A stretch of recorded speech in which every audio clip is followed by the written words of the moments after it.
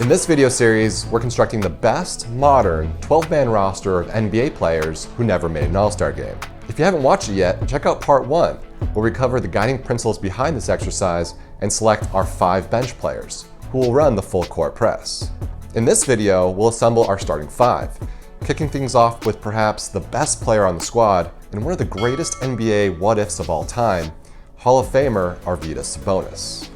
Bill Walton once called Sabonis a 7-foot 3-inch Larry Bird due to his unique court vision, shooting range, rugged in-game mentality, and versatility. Arvydas was one of the best passing bigs ever and had athleticism rarely seen for a player his size. He gained attention for his glorious mullet and play in foreign leagues and international competitions, where he amassed gold medals and MVPs. Sadly, the best version of Sabonis never took an NBA court. He's one of the only players selected in the NBA draft twice.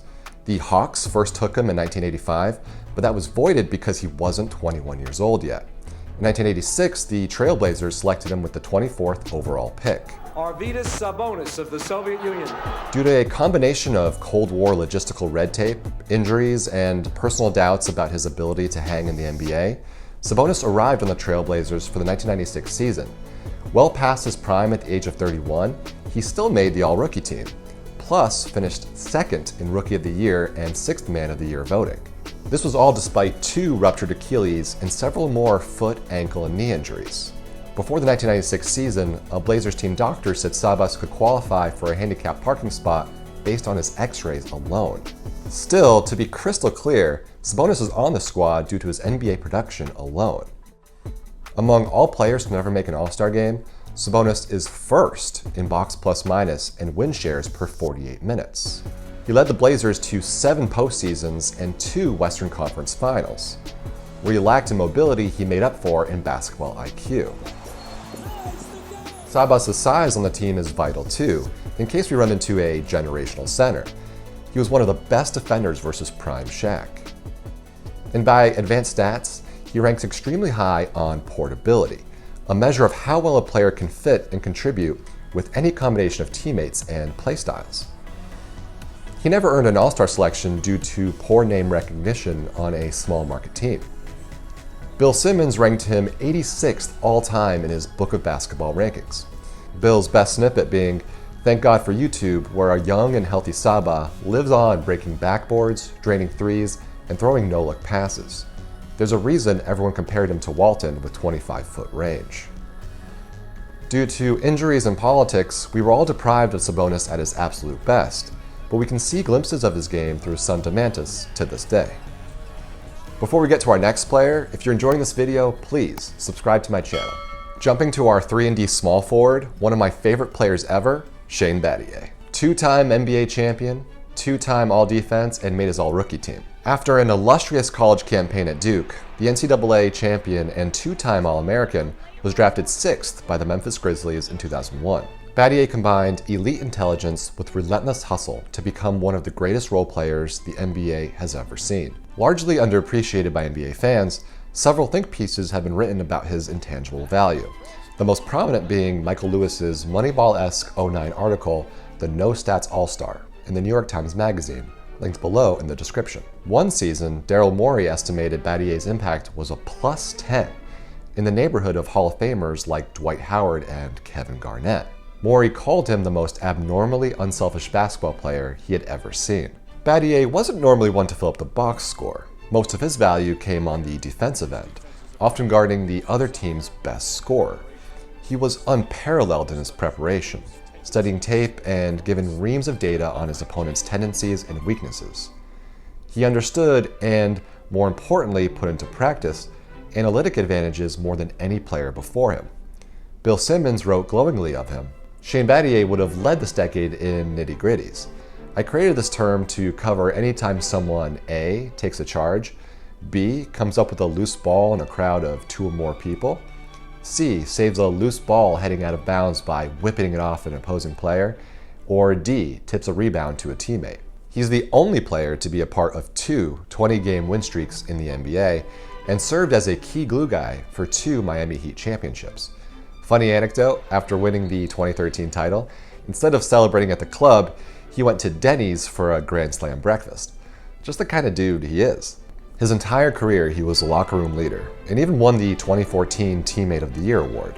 He had a limited offensive game, but did the dirty work and wisely picked his spots on that end of the floor. Not to mention he's a high character man off the court, with his philanthropic work and countless positive stories from guys around the league, like how he tried to educate newly rich rookies on personal finance. These are a few of the many quotes about his impact from players and coaches.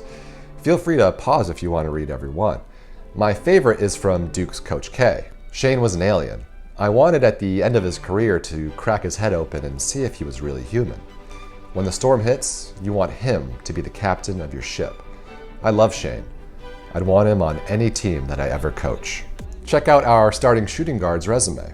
Two-time NBA champ, made his all-rookie team in 1996, and won the 1996 Slam Dunk Contest at All-Star Weekend. That's right, we are entering the Bone Zone, as it's none other than Hall of Famer Rick Barry's son, Brent Barry. Finally, our squad has some elite shooting.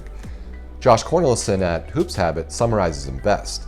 Drafted in 1996 out of Oregon State, the 6'6" wing was a gifted passer and an efficient scorer with underrated athleticism and a commitment to growing his game year by year. Like our team's backup point guard Nate McMillan, Barry briefly backed up Gary Payton in Seattle. He'd eventually move on to win 2 titles with the Spurs in 2005 and 2007. Bones was a competent defender, but most of his value came from the offensive end. He was a sharpshooter who played in the wrong era. He'd be far more valuable if he played today. My favorite all-in-one shooting stat is true shooting percentage, which takes into account 2-point, 3-point, and free throw shots. True Shooting Plus is a measure of the stat versus the league at the time. Though it's on a much lower load, check out Brent Barry's stats versus 2 of the greatest shooters ever, Steph Curry and Reggie Miller. Of course, those are much higher caliber players, but it's incredible Barry is in the same neighborhood from an efficiency perspective. Like Sabonis, Brent is at the top end for portability, 9.5 out of 10 according to Crafted NBA, which means his playstyle fits well with any combination of teammates. His game had some flash too, which is always appreciated. Gets the fans involved, makes for a fun atmosphere, and elevates the tempo. He's one of about a dozen players to ever compete in both the 3-point and slam dunk contests at All-Star Weekend. Side note, our backup shooting guard Michael Cooper also competed in both events. We've got some versatile twos. Barry won the 96 dunk contest, even though the league wouldn't let him do dunks choreographed to music, which he had planned. That fact makes me like him even more, that he had creative flair and cared about putting on a show. He brings offensive firepower and notably 41% career 3-point shooting to our roster. At starting point guard, we have another underrated gem, Ron Harper. 5-time NBA champion and 1987 All-Rookie. Ron Harper's is a career of 2 halves. The Miami of Ohio Red Hawk was drafted 8th overall by the Cleveland Cavaliers. His first 8 seasons on the Cavs then Clippers, he averaged over 19 points, 5 rebounds, and 5 assists per game. There was more of a volume than efficient scorer. You could certainly argue there are better point guards in NBA history to never make an All-Star team.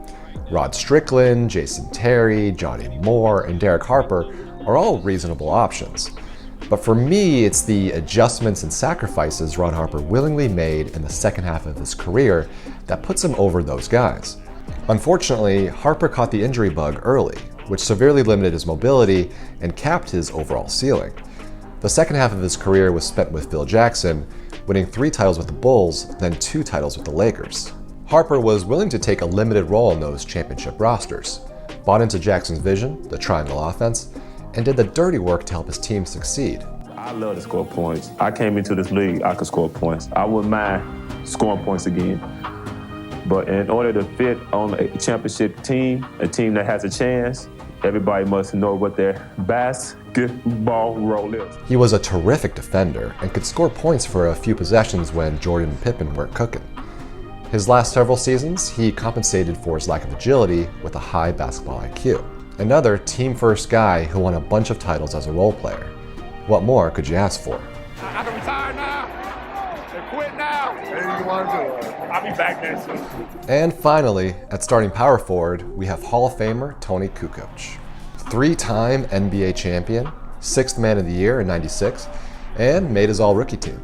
The Croatian sensation won 5 Eurostar Player of the Year awards and was drafted 29th by the Chicago Bulls in 1990. When he eventually made his NBA debut a few seasons later, Michael Jordan had just left for his first retirement. Kukoc was a great offensive player, nicknamed the Waiter because he served assists on a plate all night long. Though he was 6'10", the lefty played more like a guard, and beyond his ability to dish the rock, could create his own shot. When Jordan unretired, Special K sacrificed his own playstyle to serve as a role player on the Bulls. He never quite reached his ceiling, in part because he was fourth billing on those loaded teams, behind Jordan, Pippen, and Rodman. By advanced analytics, for all non-All-Stars in NBA history, Kukoc is at the top of the rankings, along with Arvydas Sabonis.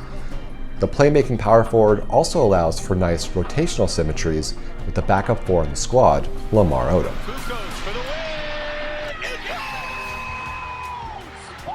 Remarkably, our starting five earned a total of 12 NBA titles. As we covered in the first video, our bench unit's main strength is defense. Our starting five, by necessity, brings some offense. Twin Towers, Sabonis and Kukoc, provide top-tier court vision and elite passing for two bigs. Brent Barry stretches the floor, providing elite three-point shooting along with some athletic playmaking on his own. For Ron Harper, we'll say we're getting some capped blend of him as the scorer from the first half of his career and the excellent defender he became later. He'll split dirty work duties with Shane Battier, our off-the-charts IQ glue guy, who spaces the floor with his three-point shot as well. This seems like a terrific offense. I'd expect top-tier ball movement, passing, and smart decision-making from everybody. Defense is a bit trickier. Ron Harper and Shane Battier are bright spots. Sabonis was a great defender in his day, but the modern game is so different.